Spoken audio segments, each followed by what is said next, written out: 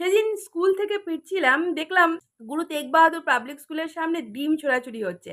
তো আমি দাঁড়িয়েছিলাম, দাঁড়িয়ে কিছু জিজ্ঞাসাবাদ করাতে কয়েকজন লোক এগিয়ে এলো এবং বলল কারোর ৫ লাখ, ১০ লাখ, ২০ লাখ, এমনকি ১.৫ কোটি টাকাও মেরেছে তাদের কমিটি মেম্বার। নামও বলে দিল গিদ্দু সিং। এই যে গিদ্দু সিং বলে মানুষটি, ইনি গুরুদুয়ারার বেনাচিতিতে থাকে।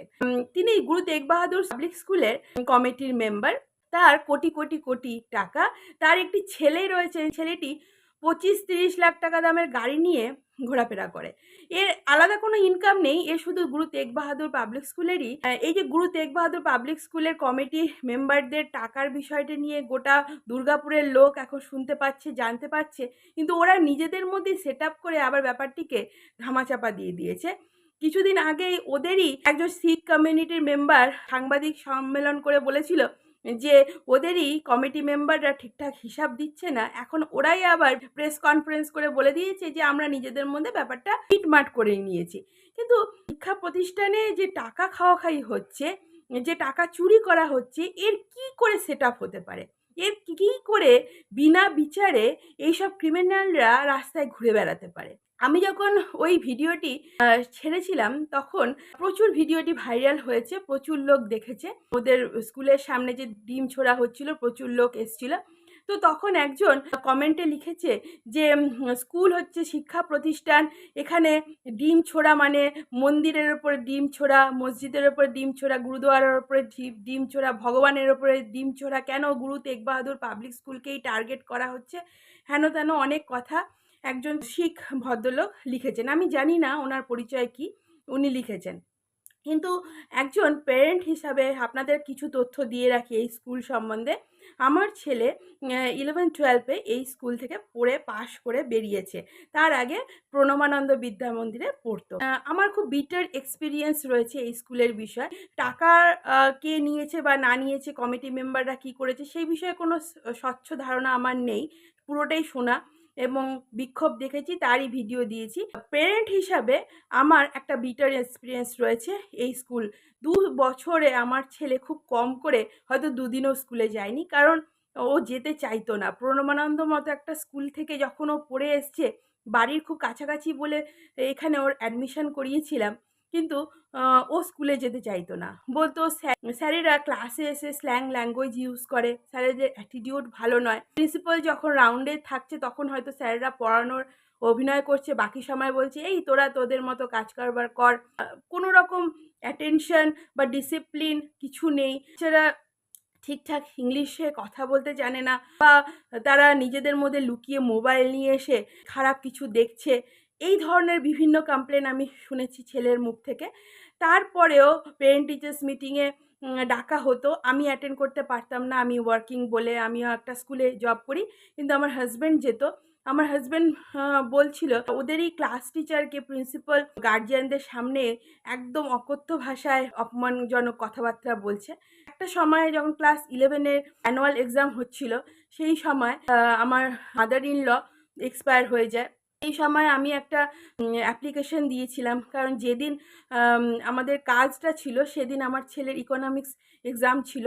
অফিসে গিয়ে বলেছিলাম যে আমার মাদার ইন ল এক্সপায়ার হয়ে গেছে, ওর এক্সামটা যদি কিছুক্ষণ পরে নেওয়া হয় বা পরের দিন নেওয়া হয়, এটা কি পোস্টপন করা সম্ভব?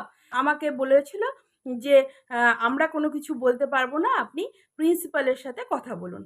তার জন্য আপনাকে একটা অ্যাপ্লিকেশন লিখতে হবে। তো আমি একটা অ্যাপ্লিকেশন লিখেও জমা দিয়ে এসেছিলাম।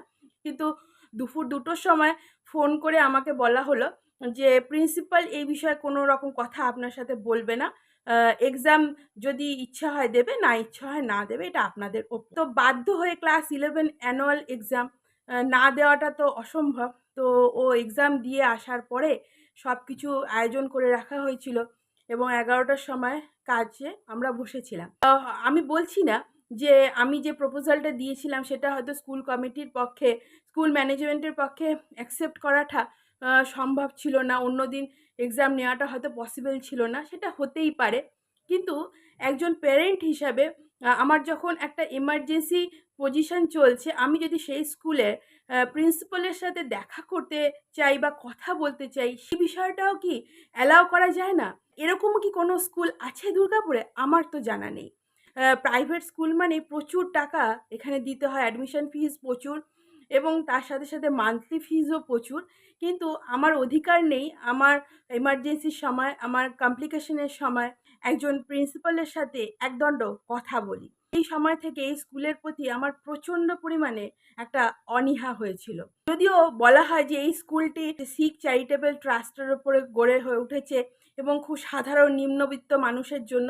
ইনফরমেশনের জন্য জানিয়ে রাখি, মোটেই না, একদমই না। নামেই এটা গুরু তেগ বাহাদুর পাবলিক স্কুল এখানে বলা হচ্ছে যে চ্যারিটেবল ট্রাস্ট। কোনো কিচ্ছু শোনা হয় না। ঠিকঠাক মতো যদি টাইমে আপনি ফিজ না দিতে পারেন, আপনার সন্তান হয়তো পরীক্ষাও দিতে পারবে না। ওরা পরীক্ষা দেওয়ার জন্য অ্যাডমিট কার্ডও দেয় না। কোনো রকম কোনো কথা শোনে না। প্রিন্সিপালের সাথে দেখা করতে দেয় না। প্রিন্সিপাল তো একদম স্বেচ্ছাচারী, দুর্ব্যবহার করে সকলের সাথে। এই ধরনের এক্সপিরিয়েন্স কিন্তু আমার রয়েছে। তাই যারা এই স্কুলের বাচ্চাদের পড়াচ্ছেন তারা একটু ভেবে দেখুন যে আপনাদের বাচ্চাদের ভবিষ্যৎ কি হতে চলছে। যে স্কুলে এই ধরনের বিষয়গুলো চলছে, অনেক স্টুডেন্ট রয়েছে, ৫-৬ হাজার স্টুডেন্ট রয়েছে, পড়ছে। এই স্কুলের ভবিষ্যৎটা কী? একটু গার্জিয়ান হিসাবে ভেবে দেখার কিন্তু সময় হয়ে এসেছে।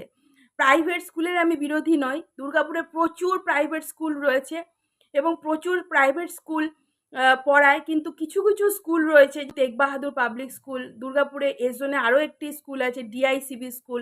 এইসব স্কুলের ম্যানেজমেন্ট এত খারাপ, সব স্কুলগুলো জাস্ট বিজনেস করে যাচ্ছে, ভালো কিছুই করছে না। দুর্নীতি কিন্তু এখানে হচ্ছে। দুর্গাপুর খুব ভালো শান্ত পরিবেশ, শান্ত মানুষ এখানে বসবাস করে। অন্যান্য জায়গার মতো ভায়োলেন্ট লোকেরা এখানে থাকে না বলেই এখানকার দুষ্কৃতীরা বেঁচে যাচ্ছে, কোমরে দড়ি পরিয়ে ঘোরানো হচ্ছে না। আর সব থেকে খারাপ হচ্ছে দুর্গাপুরের পুলিশ। দুর্গাপুরের পুলিশ যা টাকা খায়, শান্তিতে কাজ করে আর দুষ্কৃতীদের কাছ থেকে জাস্ট টাকা খেয়ে সব কাজ সেট আপ করে নেয়। এবং এই বিধায়ক দুজন যে কী কাজ করছে এই বিষয়েও আমার একটু সন্দেহ রয়েছে।